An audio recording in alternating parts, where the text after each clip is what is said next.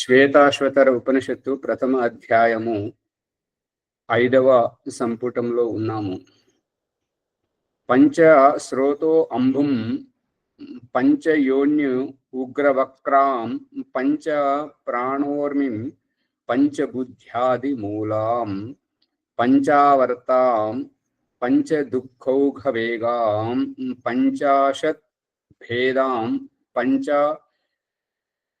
పర్వాం అధీమః. ఈ స్రోతస్సులన్నీ పిండము ఎదగడానికి స్రోతస్సులన్నీ ఇప్పుడు ఏ రకంగానైతే భగవంతుడు చూపిస్తున్న దృష్టాంతం మనం ప్రత్యక్షంగా మన జీవన వ్యవహారంలో చూస్తున్నాము. ఈ యొక్క చంటి పిల్లవాడికి ఏ భోజనం పెట్టాలి, చంటి పిల్లవాడికి ఏ భోజనం పెట్టాలి, పంచభక్ష పరమాన్నాలు. ఇంకోటి ఒక సామెత ఏంటంటే అన్నప్రాసన రోజే ఆవకాయ బద్ద తప్పనిసరిగా. ఈ సామెతలోని అజ్ఞాన మూర్ఖత్వం ఎక్కడి నుండి వచ్చింది అంటే, మేము తాగుబోతులము కాబట్టి మొదటి చుక్క రుచి చూపించాలి అనేటువంటి అజ్ఞానంతో వాళ్ళ జీవితాలతో చెలగాటం ఆడుకుంటున్నటువంటి వారు, సమాజాన్ని భ్రష్టు పట్టిస్తున్నటువంటి వారు, అది వారి అజ్ఞానం వల్ల. అంటే ఇక మేము తినే కులం మాది, మేము తినే వాళ్ళం అని చెప్పేసి ఆ యొక్క మాంసాన్ని రుచి చూపించడం, అన్నప్రాసన రోజే ఆవకాయ బద్ద అనేటువంటి అజ్ఞానం సామెత అక్కడికి వెళ్ళి పుట్టుకొచ్చింది అన్నట్టుగా. అందు గురించి ఇక్కడ దేవుడు చూపిస్తున్నటువంటిది ఏంటంటే, ద్రవ పదార్థం, ఘన పదార్థం కాకుండా ద్రవ పదార్థం, అది కుళ్ళినదైతే కళ్ళు తయారయ్యేది కుళ్ళితేనే కళ్ళు తయారవుతుంటది. సూర్యరశ్మి మరియు అది వెలుతురు, గాలి, వీటి సంయోగంతో ఆ చెట్టు నుండి వచ్చేటువంటిది మాత్రం నీర, అదే అమృతం. దాంతో ఆయుష్ పెరుగుతుంటది, రోగ నిరోధక శక్తి పెరుగుతుంటుంటది, మరియు ఇంకా ఆరోగ్యం చేకూరుతుంటది. ఈ యొక్క కళ్ళుతోటి అంత నష్టమే జరుగుతుంటది. మదము మత్తు ఎక్కి వస్తుంటుంటది. కాబట్టి ఇది సరైనటువంటిది కాదు. ఇక సారాయి తయారు చేయడానికి బెల్లము కానీ, చెరుకు కానీ, అంగూరు పండ్లు కానీ, ఇంకా ఈ సేపులు కానీ, ఇవన్నీ మురుగబెట్టడం జరుగుతుంది. మురిగినటువంటి వాటిని ఆ మురుగు వాసన పోయి ఇంకొక ఈ ఆల్కహాల్ అని ఇంగ్లీష్లో అంటారు, తెలుగులో అయితే సారాయి. ఈ పదార్థం సరైనటువంటిది కాదు, అది సేవించకూడదు. తాజా పదార్థం. ఇక్కడ మేము తాగుబోతులం, మా వంశంలోనే అందరూ తాగుతారు, అందుకని ఇతనికి ఈ అన్నప్రాసన రోజు ఒక్క చుక్క రుచి చూపించాలి అని ఆనాటి నుంచి అలవాటు చేస్తుంటారు అన్నట్టు. మా తినే కులం అని చెప్పేసి వాళ్ళు ఆ రోజు నుంచే తినడం. ఇక ఈ యొక్క మాంసం రసాన్ని, కూరగాయ రసాన్ని ఆస్వాదింపజేయడం, మళ్ళీ మాంసాన్ని ఈ కీమ కొట్టించి గ్రైండర్ పట్టించి దాన్ని రుచి చూపించడం, ఇదంతా మూర్ఖత్వం అన్నమాట. ఎందుకు అంటే ఘన పదార్థము శిశువు జీర్ణక్రియకు అది జీర్ణం కానటువంటిది. అందుకని ఆ ఘన పదార్థం కాకుండా తరల పదార్థము. ఇక్కడ వేదంలో చెప్పబడుతున్నటువంటిది ఏంటంటే, హిందీలో అంటారు బాలి. ఈ బాలి అని దేన్ని అంటారంటే, గోధుమలు కానీ, ఎవలు కానీ, ఈ యొక్క వరి కానీ, అది వరి ఈనిన తర్వాత, గోధుమ ఈనిన తర్వాత దాంట్లో ఆ గింజలు ఏవైతే కనిపిస్తుంటాయో గింజల నిండా ఘన పదార్థం కాకుండా తరల పాలు నిండి ఉంటాయి. ఇట్లా గోటితో చిదిమితే పాలు వస్తాయి. అటువంటి దశలో ఆ పాలను సేకరించి దానితో ఉగ్గన్నం తయారు చేయాలని శాస్త్రబద్ధంగా ఉంది తరల పదార్థం. ఈ యొక్క వీళ్ళు సారాయి తాగిచ్చే వాళ్ళు కూడా తరల పదార్థమే తాగిస్తున్నారు, కాకపోతే పదార్థాన్ని చెడగొట్టి తాగిస్తున్నారు. అదే సేపుల రసం కానీ, అంగూరు పండ్ల రసం కానీ, బెల్లం రసం కానీ, చెరుకు రసం కానీ నేరుగా ఇవ్వడం వేరు. దాన్ని కుళ్ళబెట్టి చెడిపోకుండా నిల్వ ఉండడానికి అనేక కెమికల్లు ఏవైతే కలుపుతుంటారో, రసాయనాలు, వాటి ద్వారా శిశువు శరీరం మీద, బుద్ధి మీద చాలా చెడు ప్రభావం పడి హాని జరుగుతుంటది. కాబట్టి అది సరైనటువంటి అవగాహన కాదు. ఇక్కడ వేదంలో పువ్వుల నుంచి సేకరించినటువంటి మకరందం, తేనె అనేక పువ్వుల నుంచి సేకరించబడడం జరుగుతుంటది. ఈ ఎవలు, వరి, గోధుమల యొక్క పాలు, ఆ తేనె, నెయ్యి, వీటితోటి తయారు చేసినటువంటి ఉగ్గన్నం అది ముందు ఆహుతి ఇచ్చిన తర్వాత, ఆ తర్వాత శిశువుకు తినిపించాలనేటువంటిది. ఈ రూపకంగా పంచమహాభూతాల స్రావాలు ఏవైతే ఉన్నాయో, స్రోతస్సు, ఈ బుద్ధి తయారయ్యేది కూడా మనము ఎటువంటి అన్నం తింటే మన బుద్ధి కూడా ఆ రకంగా తయారవుతుంది. ఇప్పుడు మీ బుద్ధి ఎటువంటిది అంటే, ఇక్కడ ఈ దాయిని అమ్మగారు రకరకాలగా నేర్పిస్తున్నారు అన్నట్టు ఓం ప్రకాష్. ఇప్పుడు వీరు ఉన్నది సన్యాస దీక్షలో కాషాయ వస్త్రాలు కట్టుకొని ఉంటారు. వారు మాట్లాడే భాష అసభ్యకరమైనటువంటిది, ఆశ్రమ వ్యవస్థకు, సన్యాస దీక్షకు బహిర్గతమైనటువంటి విషయం.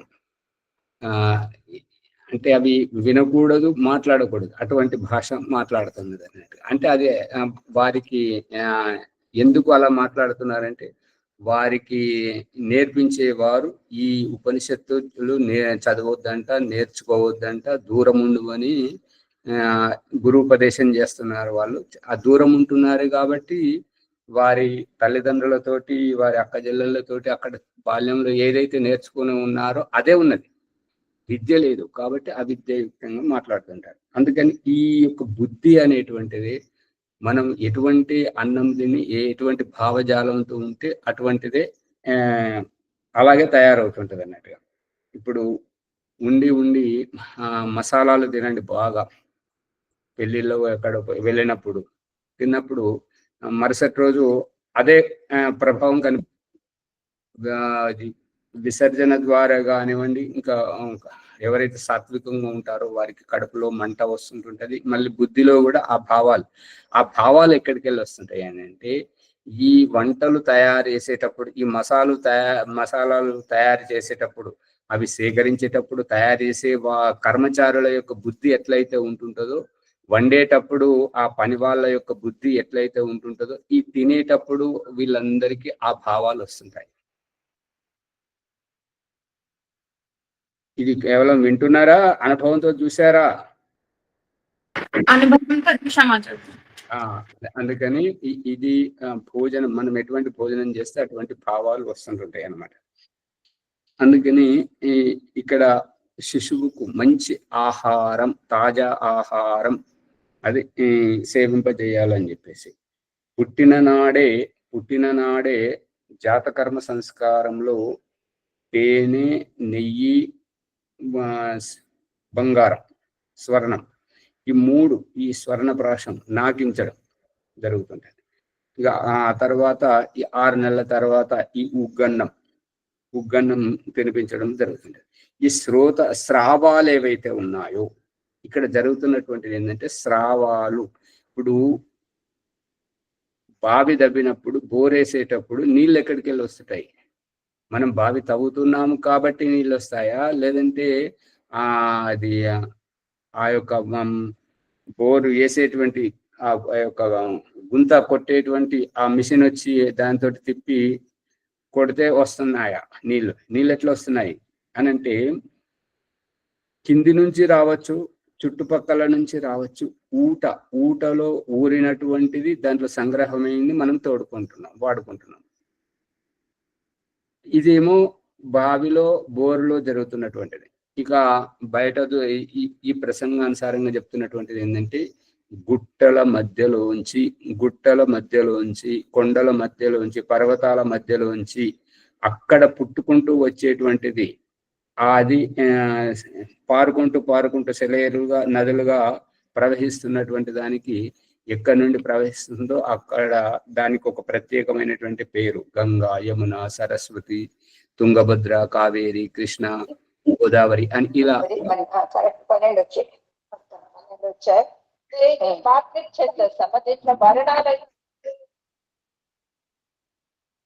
అందుకని ఈ యొక్క స్రోతస్సు ఇప్పుడు అన్నప్రాసన రోజు ఆ యొక్క ఆ పాలు ఎక్కడికే తీసుకుంటున్నారంటే భూమి నుండి మట్టి నుండి సూర్యరశ్మి నుంచి తయారైనటువంటి ఈనినటువంటి వరిలో సమకూరినటువంటి ఆ పాలను సేకరించారు. స్రోతస్సు అక్కడికి వెళ్ళి వస్తుంది.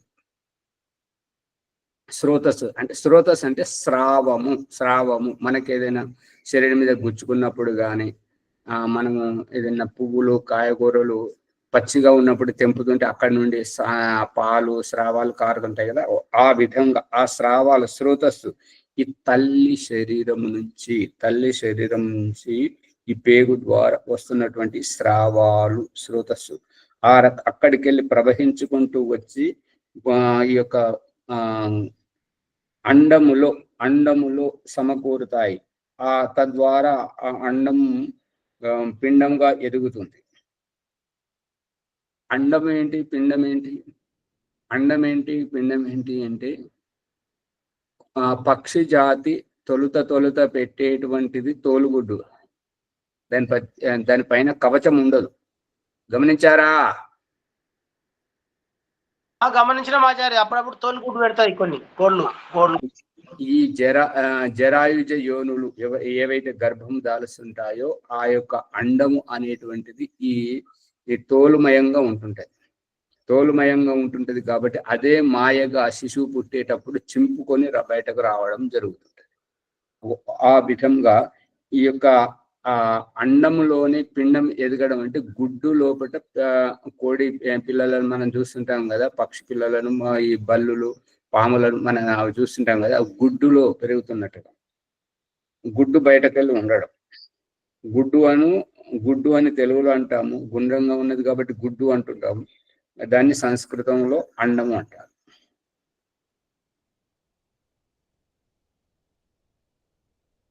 ఈ అండంలో ఆ స్రావాలు వస్తున్నప్పుడు ఆ యొక్క అండము అనేటువంటిది వికసితమవుతుంది. దాంట్లోనే పిండం రూపొందుతుంటుంది కాబట్టి ఎదుగుతుంటుంది.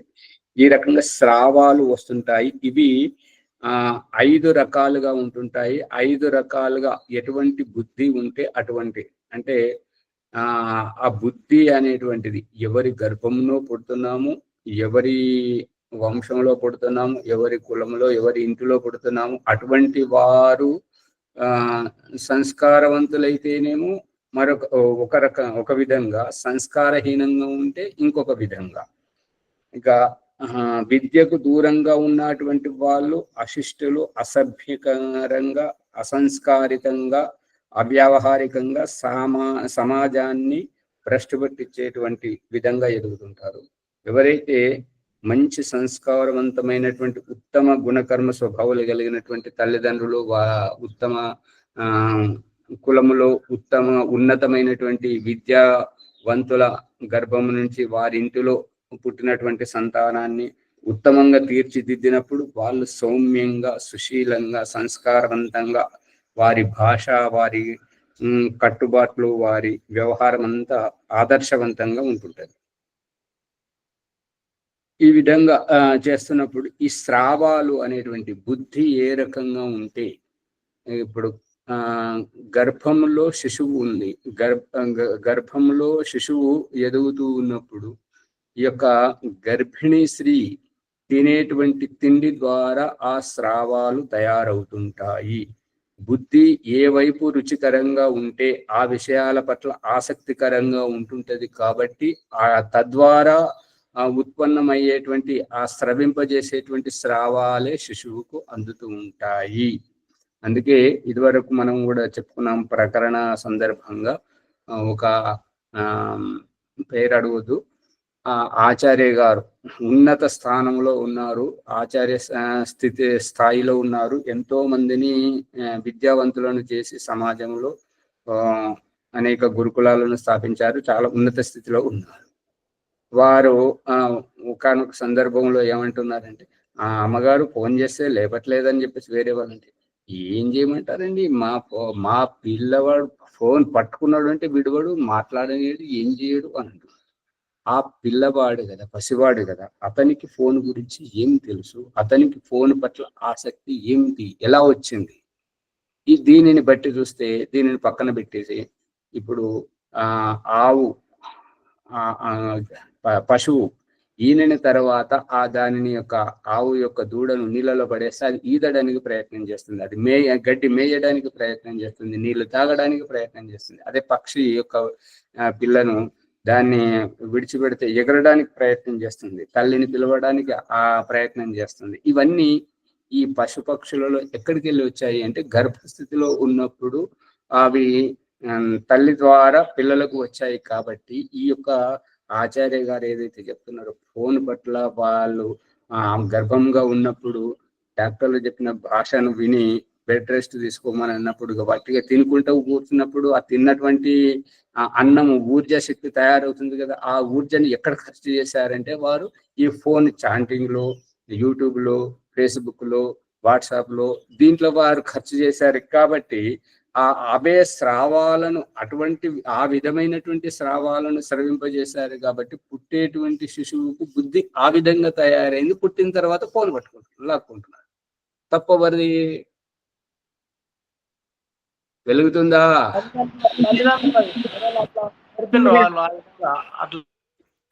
అందుకని ఇప్పుడు తల్లి గర్భిణీ స్త్రీ చాలా, అందుకే భగవంతుడు దృష్టి ఎలా మళ్ళిస్తున్నాడు అంటే, పెళ్లి అయ్యే కంటే ముందేమో చెంగున ఎగురుతూ బాధ్యత రహితంగా వ్యవహరిస్తుంటే ఏమి ఇంకా పెళ్లి చేసుకోవా అని చెప్పేసి అడుగుతారు. పెళ్లి చేసుకున్న తర్వాత మరి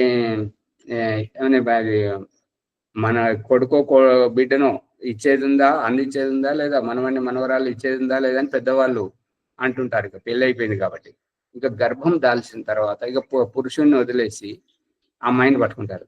నువ్వు ఉత్తమ మనిషివి కాదమ్మా, జాగ్రత్తగా ఉండాలి, ఇలా ఎలా అని చెప్పేసి ఆమెకు బాధ్యతను అప్పగిస్తారు. ఇక శిశువు పుట్టిన తర్వాత ఆమెను కూడా వదిలేసి ఇక ఆ పిల్లవాడిని ఎత్తుకోవడం, ముద్దులు పెట్టడం, ఎంత బుద్ధిగా ఉన్నాడు, ఇలా అలా అని చెప్పేసి ఆడించడం మొదలు పెట్టారు. అట్లా భగవంతుడు ఏం చేస్తున్నాడు, పెళ్లి అయ్యే కంటే ముందేమో యవ్వనంలో ఉన్నప్పుడు స్త్రీ పురుషుణ్ణి విడివిడిగా వాళ్ళను ప్రేరేపిస్తున్నాడు. ఆ తర్వాత పెళ్లి అయిన తర్వాత ఏమైనా కొడుకునో బిడ్డనో కనేది ఉందా లేదా అని చెప్పేసి బాధ్యతను గుర్తు చేపిస్తున్నాడు. గర్భం దాల్చిన తర్వాత అమ్మ నువ్వు జాగ్రత్తగా ఉండాలి, నువ్వు ఉత్తమ మనిషివి కాదు అని చెప్పేసి బాధ్యతను గుర్తు చేపిస్తున్నాడు. శిశువు పుట్టిన తర్వాత తల్లిదండ్రిని వదిలేసి శిశువుల పట్ల సమాజం యొక్క దృష్టికోణాన్ని చూస్తున్నారా లేదంటే చెప్తే వింటున్నారా? ఒట్టిగా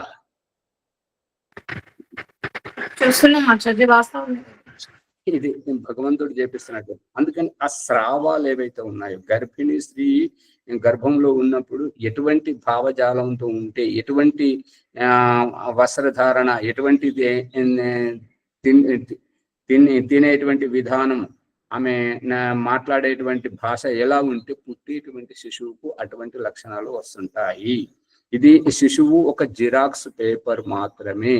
వర్జినిటీ ఇక్కడ జరుగుతున్నటువంటిది ఏంటంటే ఈ తల్లిదండ్రి యొక్క భావాలు ఏ రకంగా ఉంటే శిశువు ఆ రకంగా తయారవుతుంటాడు. అందుకే దయానంద సరస్వతి ఇంకొక అడుగు ముందుకేసి ఏమని చెప్తున్నానంటే, గర్భం దాల్చిన తర్వాత ఈ యొక్క వేదమంత్ర పఠనం చేయాలి, ధార్మిక చర్చ చేయాలి, ఇతర స్త్రీలు దగ్గరికి వచ్చినప్పుడు వారితోటి ఆత్మ గురించి, పరమాత్మ గురించి ఈ యొక్క చర్చ చేయాలి. మనం ఉత్తమ ఆహార వ్యవహారం అనేటువంటిది సేవించాలి అనేటువంటి జాగ్రత్తలు పాటింపజేయడం. ఇంకా ఖాళీగా ఉన్నప్పుడు ఏవైనా అల్లికలు కానీ, ఇంకా వీణా వాదనం కానీ, హార్మోనియం, గిటార్, ఈ యొక్క సంగీత కళలు తల్లి ఎటువంటి వ్యవహారం చేస్తే పుట్టేటువంటి శిశువుకు అటువంటి గుణగణాలు, అటువంటి బుద్ధి వస్తుంటుంటది. కాబట్టి ఈ యొక్క మన అభిరుచి, ఈ యొక్క మెదడు ఏదైతే ఉందో, మెదడు ఏదైతే ఇందాక శివార్జులమ్మ గారు చెప్పడానికి ప్రయత్నం చేస్తున్నారు, కానీ భాష వస్తలేదు. మళ్ళీ అర్ధాంతరంగా ఆపేస్తున్నారు. మనం ప్రారంభించే విషయాన్ని చెప్పడం ప్రారంభించడం ఎంత ప్రాముఖ్యత సంతరించుకుంటుందో, మన ప్రసంగాన్ని ముగించేటువంటి ఆ యొక్క ముగింపు దశ కూడా అంత ఉత్తమంగా ఉండాలి. అర్ధాంతరంగా ముగిస్తే వారు చెప్పాలనుకునేది చెప్పలేకపోయారు అనేటువంటి అవుతుంది ఆచార్యజీ, అందుకని చెప్పేసి మధ్యలో రావద్దమ్మ గారు, సమయం నష్టమైంది.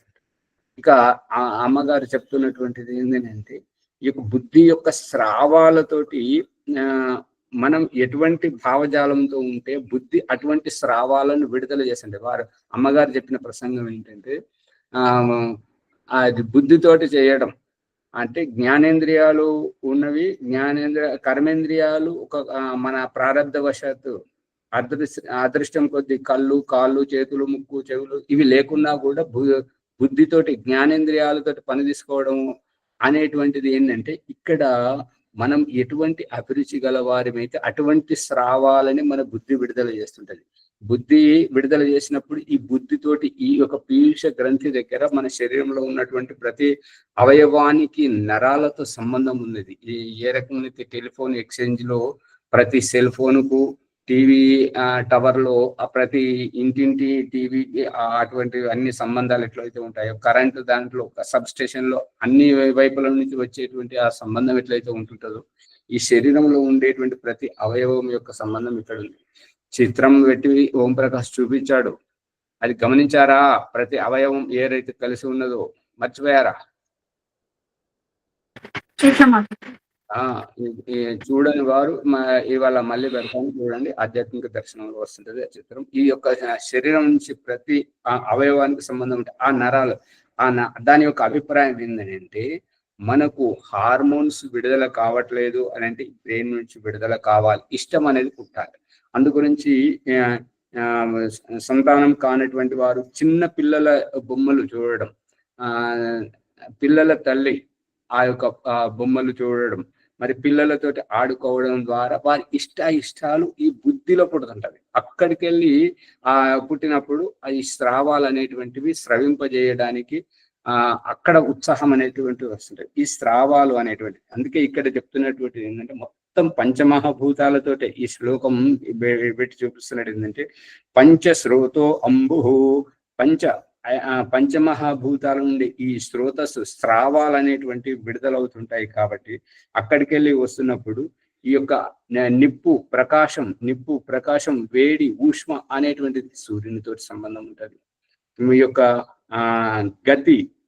గతి సక్రియ, ఈ వేగం అనేటువంటిది వాయువుతో సంబంధం ఉంటుంటది. మరియు వాసన వచ్చేటువంటి తత్వం, ఈ శరీరంలో వాసన వచ్చేటువంటి చెమటదే కానివ్వండి, మలమూత్రందే కానివ్వండి, లేదంటే మంచి సువాసన కానివ్వండి, ఈ సువాసన పూసుకున్న సువాసన కాదు, శరీరం సహజంగా వచ్చేటువంటిది. ఇది పృథ్వీ తత్వం. ఈ రకంగా మన దేహంలో పంచమహాభూతాలను భగవంతుడు ఆవిష్కరించి, నువ్వు పంచమహాభూతాలతో తయారయ్యావు, సారాంశం పంచమహాభూతాలతో తయారయ్యావు, నీ జీవనాధారం కూడా పంచమహాభూతాల్లోనే ఉంది, చివరికి నువ్వు విలీనమైనా కూడా పంచమహాభూతాల్లోనే నీ యొక్క పార్థివ దేహం అనేటువంటిది విలీనమవుతుంది. అయితే ఇప్పుడు ఇక్కడ మనం గ్రహించాల్సినటువంటిది ఏంటంటే, సూర్యునితోటి సూర్యరశ్మి గ్రహించినప్పుడు ఈ యొక్క చంద్రునితోటి ఈ సముద్రంలో లేసేటువంటి ఉప్పెన కానివ్వండి, పండేటువంటి పంటలు కానివ్వండి, ఈ యొక్క చంద్రుని యొక్క విరబూసేటువంటి తత్వం కానివ్వండి, ఈ కను మూయడం, కను తెరవడం, ఈ శుక్లపక్షం, కృష్ణపక్షం, ఈ యొక్క దినము, రాత్రి అనేటువంటి ఈ కను మూయడం, కను తెరవడం, వీటి ద్వారా భగవంతుడు మనకు నేర్పిస్తున్నది ఏంటంటే, దుఃఖం తర్వాత సుఖం వస్తుంటది, సుఖం తర్వాత దుఃఖం వస్తుంటుంటది. ఇవన్నీ నిరంతరంగా ఎవరు కోరుకున్నా కోరుకోకపోయినా ప్రతి ఒక్కరి జీవితంలో ఇవన్నీ వస్తూనే ఉంటుంటాయి. కాబట్టి ఈ పంచమహాభూతాల స్రావాలు యొక్క బుద్ధి ద్వారా అంది మళ్ళీ అవయవాలకు విడుదలవుతుంటాయి అని చెప్పేసి, తల్లి ద్వారానే ఇవి ఎక్కువ శాతం విడుదలవుతుంటాయి. కాబట్టి తల్లి జాగ్రత్తగా ఉండాలి అనేటువంటిది సారాంశం. ఇక ఈ యొక్క రాసులు ఇప్పుడు వేరే రాశి యొక్క ప్రభావం వ్యవహారం మనం అంతగా పట్టుకోకపోయినా ఈ యొక్క కార్తీక మాసం తర్వాత సూర్యుడు మకర రాశిలో ప్రవేశిస్తుంటాడు కాబట్టి వచ్చేటువంటిది మకర సంక్రాంతి. ఆ మకర సంక్రాంతి ఈ యొక్క కార్తీక మాసం తర్వాత, కార్తీక మాసానికి ముందే, కార్తీక మాసం తర్వాత ఈ యొక్క మకర సంక్రాంతి వచ్చేటప్పుడు దక్షిణాయనం విడిపోతుంది, ఉత్తరాయణం ప్రారంభమవుతుంది. కాబట్టి ఈ మధ్య కాలంలో ఈ మార్పులు సూర్యుడు ఈ యొక్క కృతిక నక్షత్రం నుంచి మకర నక్షత్రంలోకి, ఈ నక్షత్రాన్ని వదిలేసి ఆ నక్షత్రంలోకి ప్రవేశిస్తుంటాడు. కాబట్టి వాతావరణంలో మార్పులు ఏం జరుగుతుంటాయి? శరీరం పేలిపోవడం, పగుళ్ళు పట్టడం, దురద పెట్టడం, ఇవన్నీ జరుగుతుంటాయి. దీనికి ప్రత్యామ్నాయంగా, దీనికి పరిష్కారం భగవంతుడు చూపిస్తున్నటువంటిది ఏంటంటే, ప్రకృతిలో వస్తున్నటువంటి నువ్వుల పంట, నువ్వు నవ్వుతూ వస్తుంటుంటది. కాబట్టి ఆ నవ్వేటువంటి నువ్వులో ఏముంటుంది అంటే స్నిగ్ధత. నువ్వు స్నిగ్ధతను కనుక సేవించినట్టయితే నీ ఆరోగ్యం కూడా నవ్వుతూ ఉన్నట్టుగా ఉంటుంటది. ఈ పగిలిపోవడం, పేలిపోవడం అంటూ ఉండదు. అందుగురించి అప్పుడు నువ్వుల వంటకాలు, నువ్వుల పచ్చడి, ఈ నువ్వుల పులిహోర, గారెలు, బూరెలు అన్ని తినేటువంటిది ఆ సమయంలోని ఈ యొక్క కార్తీక మాసం నుంచి మొదలుకొని మకర సంక్రాంతి వరకు నువ్వుల లడ్డూలు, అరిసెలు, అవన్నీ అప్పుడు నువ్వులు ఎక్కువగా తినేటువంటి సందర్భం. గమనిస్తున్నారా? ఈ యొక్క గ్రహం, నక్షత్రాల యొక్క ప్రభావం ఉంటుందా ఉండదా అనేటువంటి ప్రసంగం మీద కొనసాగుతుంది. కాబట్టి ఈ యొక్క సూర్యుడు మకర రాశిలోకి వెళ్ళినప్పుడు ప్రకృతిలో ఇలాంటి మార్పులు జరుగుతుంటాయి. కాబట్టి ఈ యొక్క కార్తీక మాసం, కార్తీక పౌర్ణమి, కార్తీక అమావాస్యకు మంచి ఈ యొక్క దీపాలు పెట్టడం, పూజలు చేయడం. ఎందుకు అంటే వాతావరణంలో వస్తున్నటువంటి ఆ మార్పు యొక్క ప్రభావం మన శరీరం మీద పడకూడదు. మరి పశుపక్షుల మీద ఎందుకు పడదు? మనం అంటే పూజలు చేస్తాం. పశుపక్షులు ఏం చేస్తుంటాయి అని అంటే, పశుపక్షులకు కవచం పెట్టాడు భగవంతుడు. వాటి శరీరం మీద యొక్క బూరు, ఈకలు ఉంటాయి. పక్షులకేమో ఈకలు ఉంటాయి, పశువులకేమో వాటి వెంట్రుకలు ఉంటుంటాయి. కాబట్టి ఆ యొక్క ప్రభావం వాటి మీద అంతగా ఉండదు. మన శరీరం మీద మొత్తం రోమాలు నామమాత్రకంగా ఉంటాయి, శరీరాన్ని కప్పబడి ఉండవు. శరీరం కప్పబడి ఉన్నటువంటి ఎక్కువగా రోమాలు ఉండేటువంటి వారిది ఏంటంటే, శరీరంలో ఉష్ణం ఎక్కువగా ఉండడం వల్ల రోమాలు వచ్చి ఉంటుంటది. అది ఎవరో ఒకరికి, అందరికీ కాదు. కానీ ఈ యొక్క వాతావరణం మార్పు జరిగేటువంటిది మాత్రం అందరికీ జరుగుతుంటది. కాబట్టి ఇక్కడ ఒక్కరిని గురించి భగవంతుడు చేయట్లేదు, అందరికీ సర్వసాధారణంగా అయ్యేటువంటిది చేస్తున్నాడు. కాబట్టి ఈ మార్పు అనేటువంటిది అందరికీ కనబడుతుంటది. గమనిస్తున్నారా?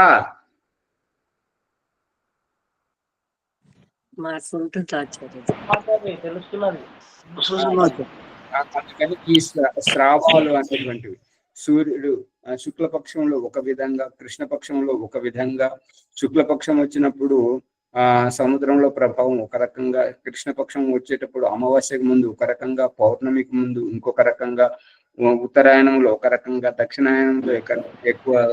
ఈ దక్షిణాయనం సముద్రంలో ఆటుపోట్లు కూడా వస్తుంటాయి ఆచార్యజీ, ప్రకృతిలో చంద్రుని వల్లనే వస్తుంటాయి. ఈ యొక్క దక్షిణాయనంలో మన జీవితం బలహీనంగా ఉంటుంటది. కాబట్టి మనకు ఆశ్రయం ఇచ్చి మనల్ని అక్కున చేర్చుకోవడానికి ఈ యొక్క ఉన్న పూజలన్నీ ఎక్కువ శాతం దక్షిణాయనంలోనే ఉన్నాయి. దక్షిణాయనం అంటే ఈ యొక్క జూన్ 22 నుంచి డిసెంబరు 22 వరకు ఇది దక్షిణాయన కాలం. కాబట్టి పూజలన్నీ ఎక్కువ శాతం, వ్రతాలు, దీక్షలు అన్ని మొత్తం ఈ దక్షిణాయనంలోనే ఉన్నాయి. ఉత్తరాయణంలో చాలా వరకు తక్కువగా. ఏమి ఊరికే కూర్చున్నారే, ఏమి గమనించరా? చాతుర్మాసం అదే కదా. ఈ చాతుర్మాసం అనేటువంటిది ఈ యొక్క ఆగస్టు ఈ యొక్క ఆషాఢ మాసం నుంచి మొదలుకొని శ్రావణ మాసం నుంచి మొదలుకొని కార్తీక అమావాస్య వరకు, శ్రావణ శుక్ల ప్రతిపద నుంచి మొదలుకొని కార్తీక అమావాస్య వరకు 4 నెలలు చాతుర్మాస్యం. ఇది బ్రాహ్మణుల పండుగ, మొట్టమొదటి పండుగ. ఇక ఆ తర్వాత ఈ యొక్క క్షత్రియుల పండుగ దసరా వస్తుంటది. ఇక ఆ తర్వాత ఈ యొక్క దీపావళి, సంక్రాంతి, వైశ్యుల పండుగ. ఇక ఆ తర్వాత వచ్చేటువంటిది హోలీ, శూద్రుల పండుగ.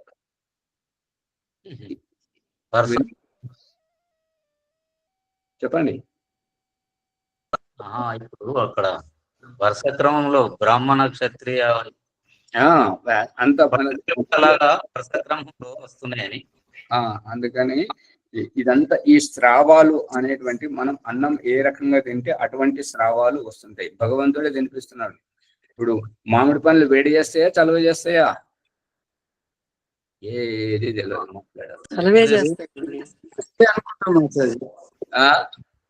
వేడి చేస్తే అనుకుంటాం మేమైతే. మీరు ఏమనుకుంటారు కాదు ప్రశ్న.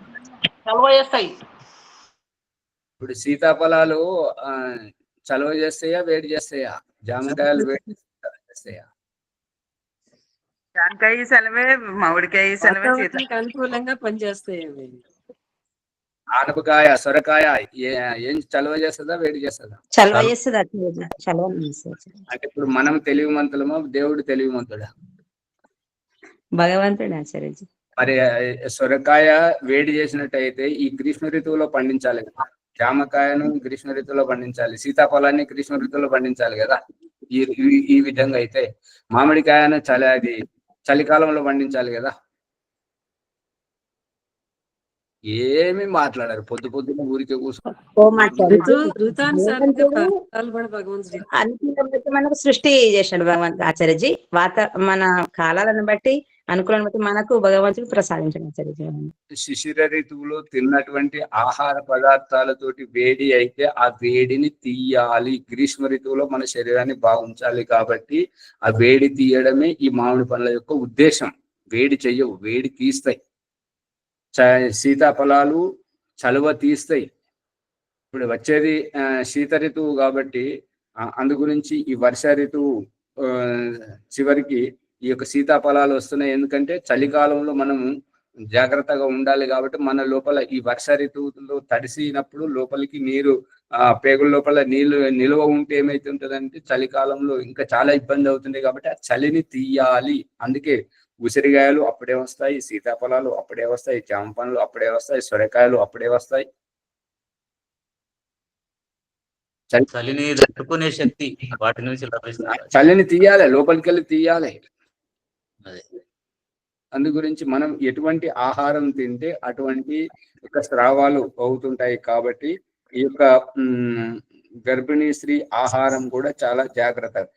ఈ యొక్క సీమంతోనయనం పేరు మీద పరమ దరిద్రంగా ఏం చేస్తుంటారు అంటే వారికి ఈ శనగపిండి వంటలు తీసుకుపోయి మిరపకాయలు, బజ్జీలు, పకోడీలు అవి అన్ని పెడుతుంటారు. అవి ఆవిడ తినకూడదు. ఏంటంటే దాంతో గ్యాస్ అవుతుంటే, ఒత్తిడి అవుతుంటే ఏంటంటే వారికి ఇంకెక్కువ ఇబ్బంది అవుతుంటది. వారు సేవించాలి. ఆ పిండి వంటలతోటి కడుపులో బిగ్గిత బట్టి అంత ఇదైపోతుంది. అది వీళ్ళు ఏమనుకుంటారు, ఇవి పెడితే ఆవిడ సంతోషపడతారు కదా. ఆవిడ సంతోషపడడం కాదు, ఈ సీమంతోనైనా ఆవిడకు కాదు జరగాల్సింది. గర్భంలో ఉన్న శిశువు గురించి చేస్తున్నాం కాబట్టి శిశువు యొక్క జీవితం నవ్వాలి, ఆరోగ్యం అంత నవ్వుతున్నట్టుగా ఉండాలి. అందు గురించి ఆవిడకు పండ్లు, పువ్వులు, వంటలు ఎటువంటివి ఉండాలంటే ఏవి తింటే కడుపు ఉబ్బరం రావద్దు, గ్యాస్ రావద్దు, వారికి పొట్ట బిగుతుగా పెట్టినట్టుగా వారికి అవస్థ కావద్దు. వారికంటే వారికే కాదు, ఎవరికైనా సరే భోజనం ఎటువంటిది చేయాలి అని అంటే సునాయాసంగా అరిగేది చేసేటువంటి వారికి ఆయుష్ పెరుగుతుంటది. ఇక కడుపులో ఏ వికారం కలగదు కదా ఆచార్య. ఏమంటారు? తిన్న తర్వాత కడుపులో ఏ వికారం కలగద్దు. అంతే. అది ఆ రకంగా మన ఆరోగ్యం మన చేతుల్లో ఉంది. అందు గురించి చాలా మంచి జాగ్రత్తగా వహిస్తే బాగుంటుంటాయి. పంచయోని ఉగ్ర వక్రాం.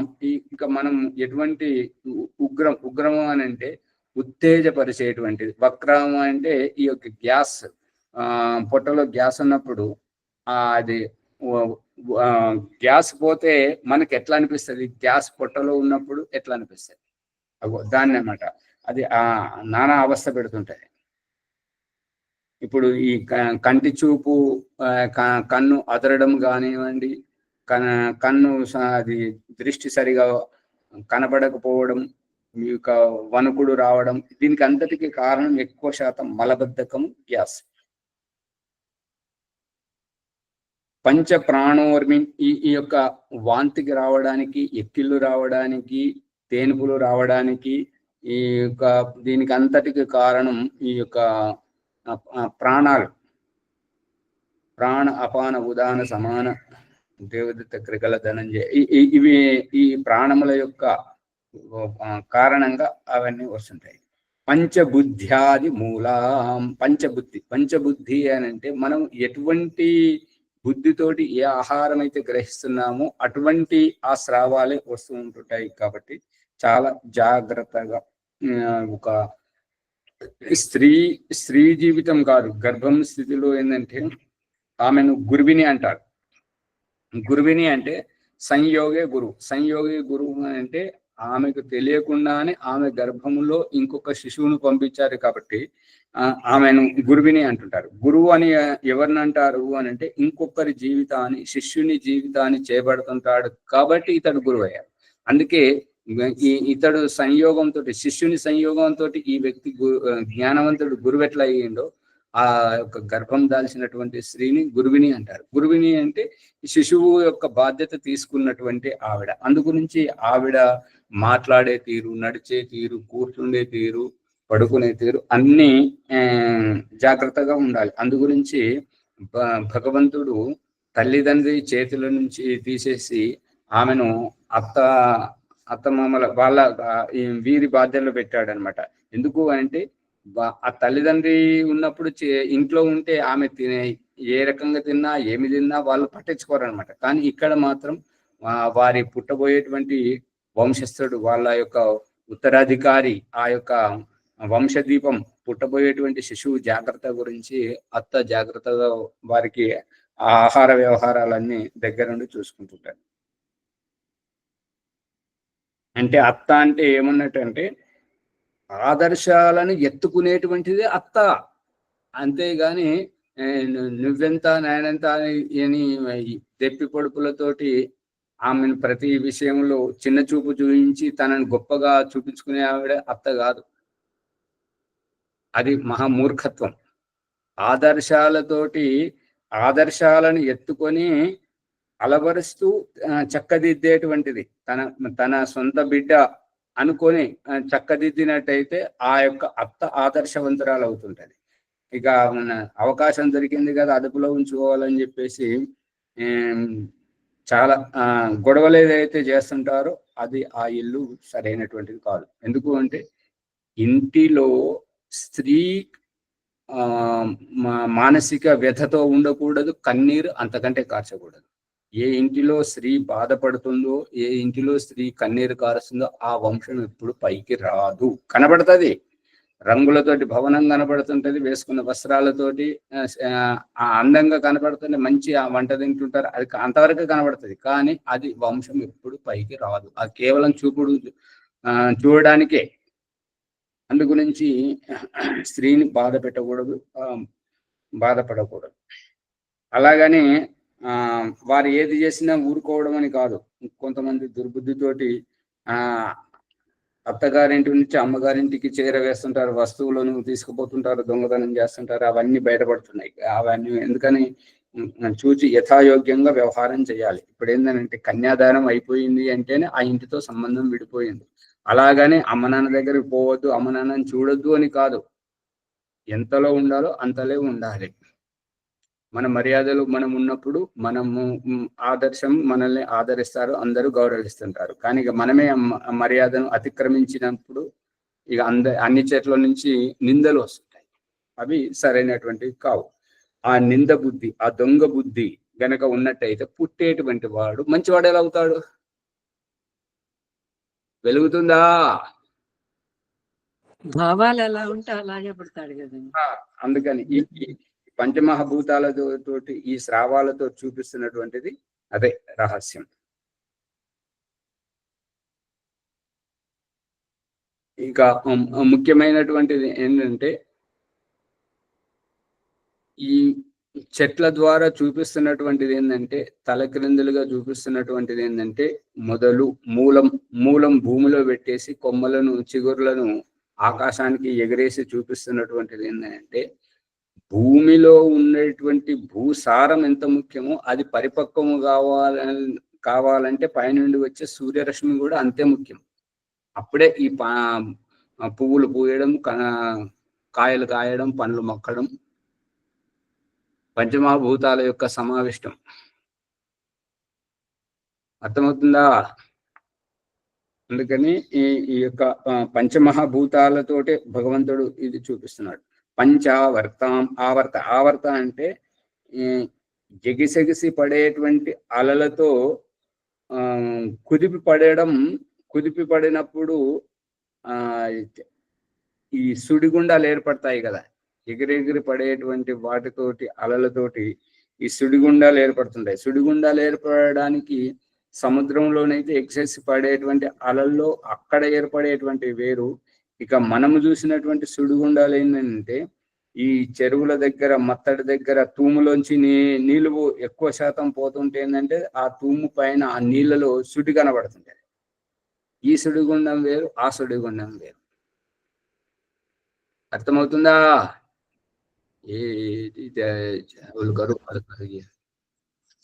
రెండు రకాల సుడిగుండాలు ఉంటాయా, ఉండవా? ఉంటుందా? అది అందుకని ఈ సుడిగుండాలు అంటే ఏంటంటే, ఈ యొక్క కామ క్రోధ లోభ మోహాల ఆవరణంలోకి, దాంట్లోకి వెళ్ళి జీవాత్మ ఇందులో ఏముందో అందులో ఏముందో, దీంతో ఏమవుతుంది దాంతో ఏమవుతుంది అనేటువంటి భావజాలంతో ప్రతి దాంట్లో తలదూర్చి చివరకు మనకు కావలసింది ఎందులో ఏమీ లేదని చెప్పేసేటువంటి తటస్థ బుద్ధితోటి అవగాహన చేసుకొని అనుభవపేతంగా బయటకు వస్తుంది.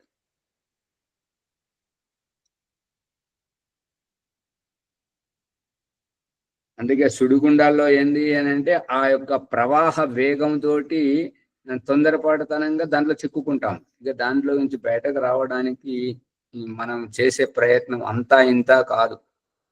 అప్పుడు కాలు ఎక్కడ ఆడుతుందో తెలియదు, చెయ్యి ఎక్కడ ఆడుతుందో తెలియదు, శ్వాస ఆడాలా ఆడకూడదో తెలియదు. ఏదో రకంగా నానా అవస్థపడి బయటకు వచ్చిన తర్వాత అప్పుడు ఎంత ఉల్లాసం ఉత్సాహంగా అనిపిస్తుంది అని అంటే, ఇటువంటి అనుభవాలు ఎప్పుడైనా కలిగాయా లేదా? ఏది దేవుడా,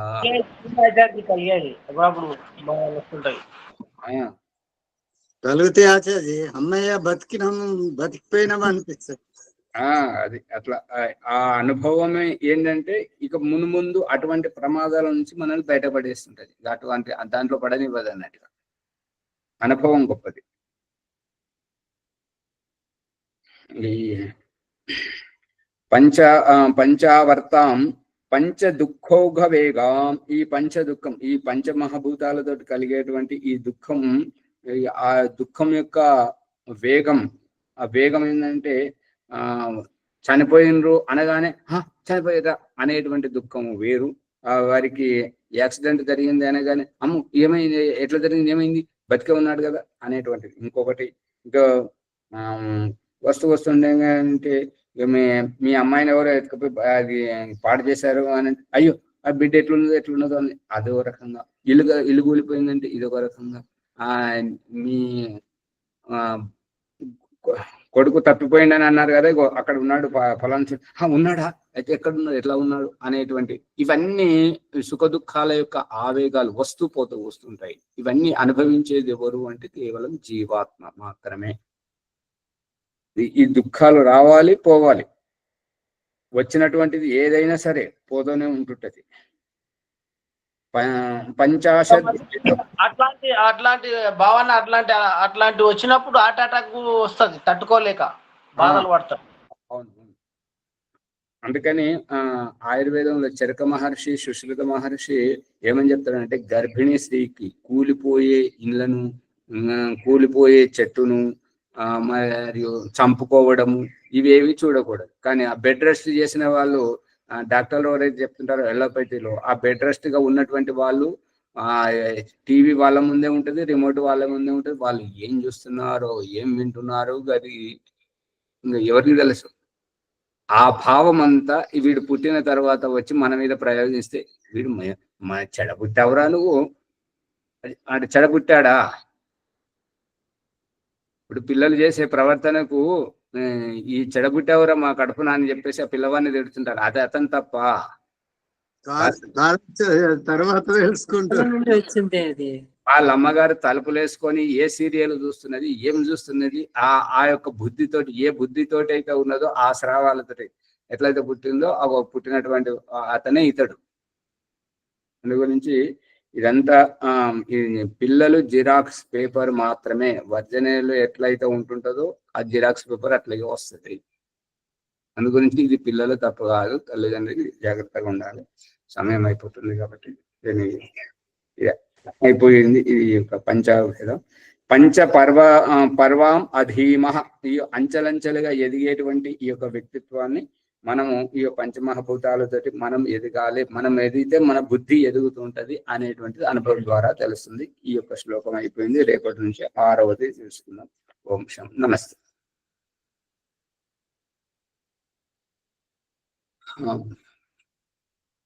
అమ్మగారు, పుష్పమ్మ గారు, ఎపిసోడ్ గురించి చెప్పండి. ముందుకు తీసుకెళ్ళండి. వారు మణి గారు పనిలో ఉన్నట్టున్నారు.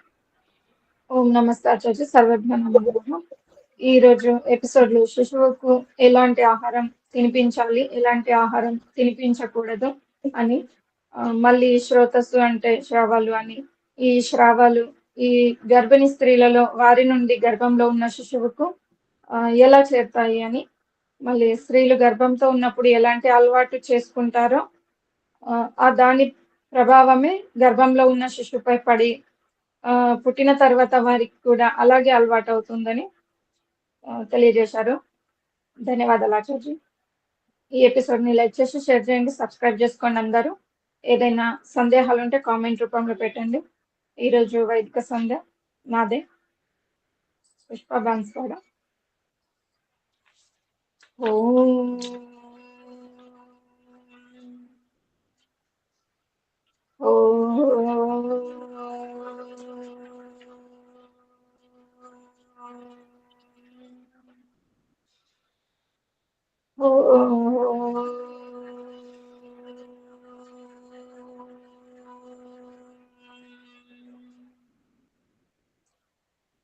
ఓం అమృతోపస్సరణమసి స్వాహ. పుట్టబోయే శిశువు ఆత్మభావన భగవంతుని ప్రార్థిస్తుంది ఏమనగా, ఓ అమృత స్వరూప, నా కోసం ఉపస్తరణంగా పరుచుకున్నావా స్వామి, ధన్యురాలిని. ఓం అమృతాపిధానమసి స్వాహ.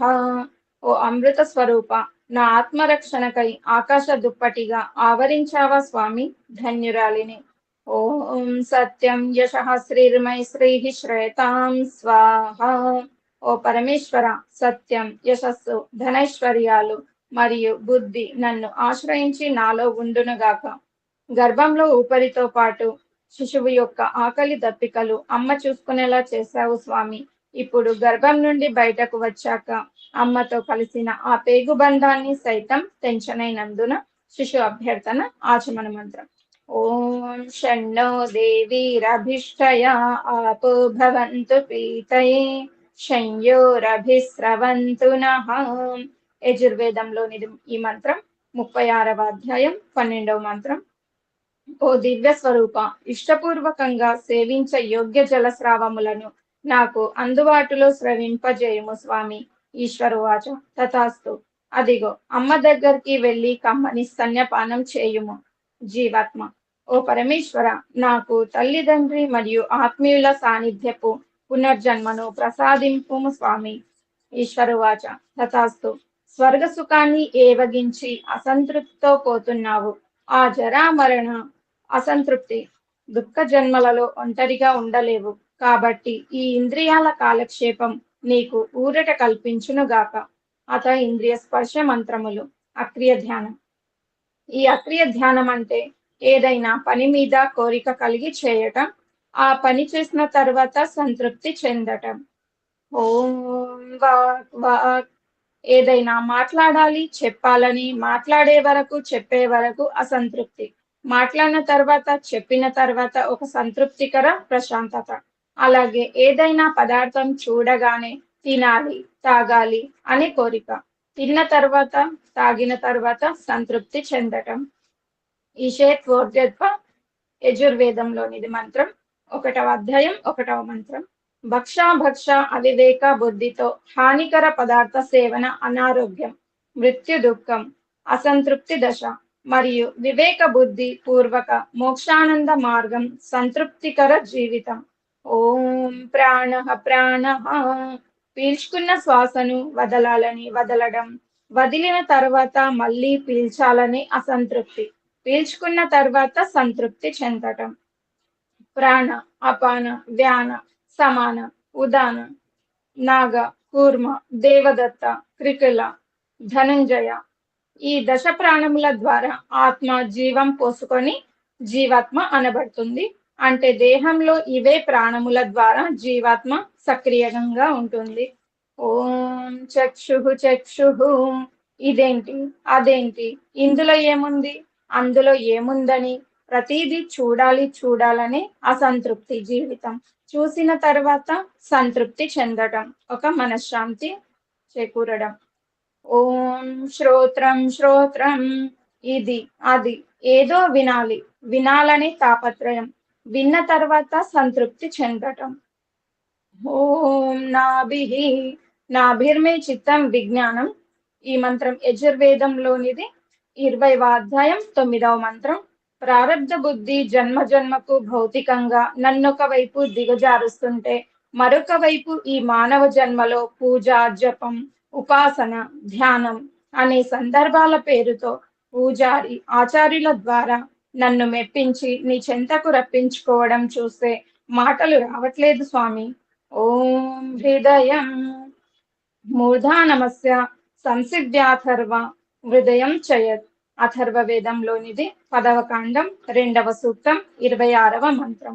ఓ జగదీశ్వర, నీవు మా హృదయాలలోనే ఉంటూ మేము ఏదైనా తప్పులు చేస్తే భయంగాను, మంచి పనులు చేస్తే ప్రోత్సాహకంగాను ఇలా హెచ్చరిస్తూ ప్రేరణ కల్పిస్తావు స్వామి. ధన్యురాలిని. ఓం కంఠః అంసౌ గ్రీవాశ్చ శ్రోణి. యజుర్వేదంలోనిది 20వ అధ్యాయం 8వ మంత్రం.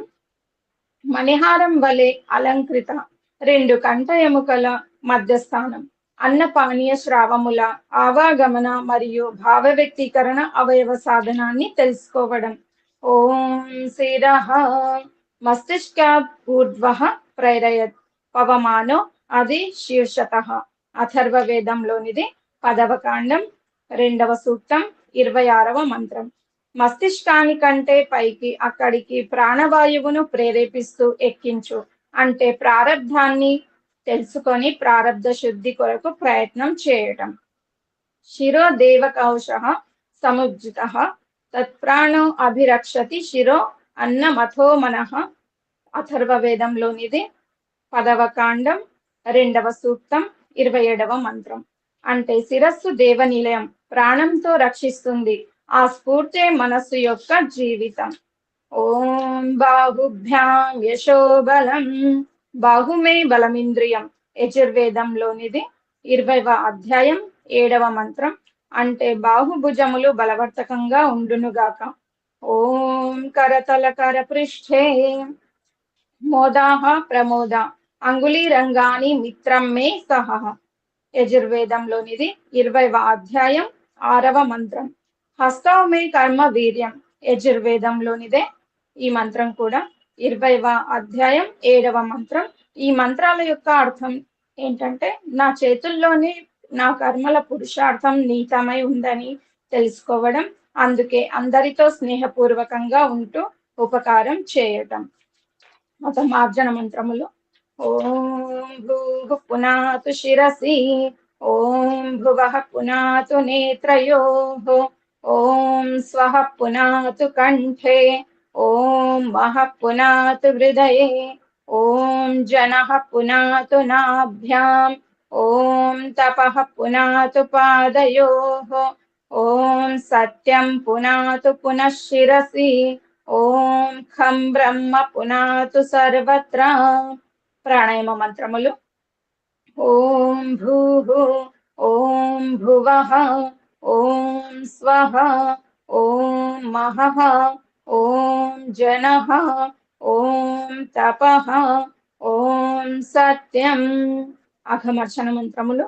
ఓం మృతం చ సత్యం చాభిద్ధా తపసోధ్యజాయత తతో రాత్రజాయత తతః సముద్రో అర్ణవః సముద్రాదర్ణవాదధి సంవత్సరో అజాయత అహోరాత్రాణి విదధద్విశ్వస్య మిషతో వశి సూర్యా చంద్రమసౌద్ధాతా యథా పూర్వమకల్పయత్ దివం చ పృథివీం చాంతరిక్షమథో స్వః. ఆచమన మంత్రం. ఓం షణ్ణో దేవీరభిష్టయా ఆపో భవంతు పీతయే శంయోరభిస్రవంతు నః.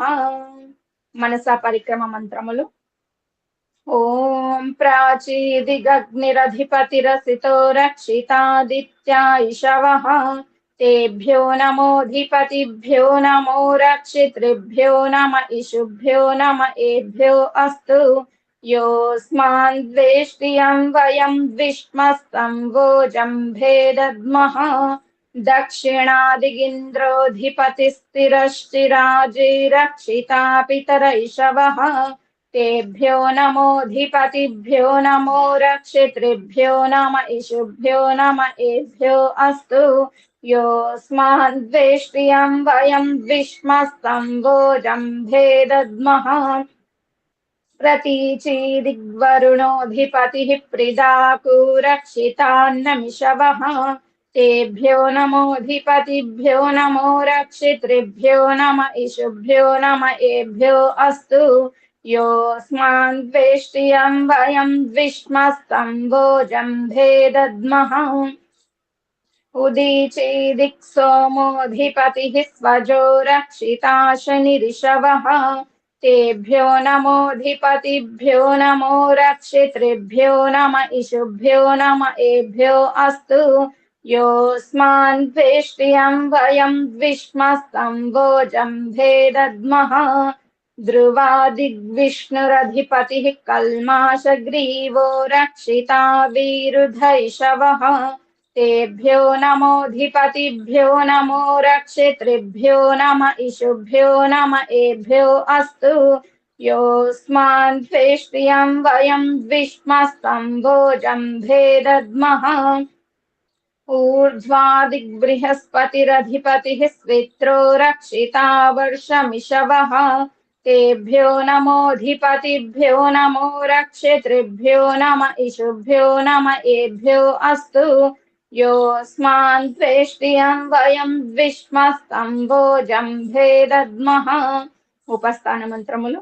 జాతవేదసే సునవామ సోమమరాతీయతో నిదహాతి వేదః సనః పర్షదతే దుర్గాణి విశ్వానావేవ సింధుం దురితాత్యగ్నిః చిత్రం దేవానాముదగాదనీకం చక్షుర్మిత్రస్య వరుణస్యాగ్నేః ఆప్రాద్యా వా పృథివీ అంతరిక్షం సూర్య ఆత్మా జగతస్తస్తుషశ్చ ఉదుత్యం జాతవేదసం దేవం వహంతి కేతవః దృశే విశ్వాయ సూర్యం ఉద్వయం తమసస్పరిస్వః పశ్యంత ఉత్తరం దేవం దేవత్రా సూర్యమగన్మజ్యోతిరుత్తమం.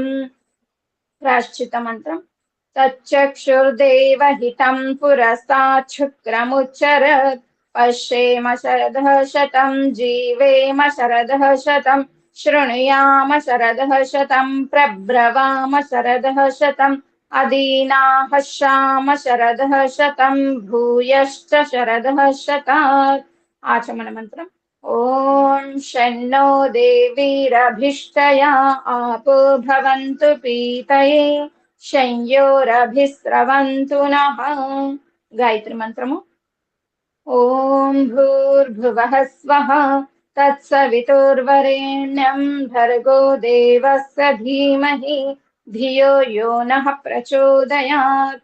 సమర్పణ భావం ఓ పరమేశ్వర దయానిధే మీ కృప వల్ల జపోపాసనాది శుభకర్మములను చేసిన మేము ధర్మ అర్థ కామ మరియు మోక్షముల సిద్ధిని సత్వరముగా ప్రాప్తించుకుందుముగాక.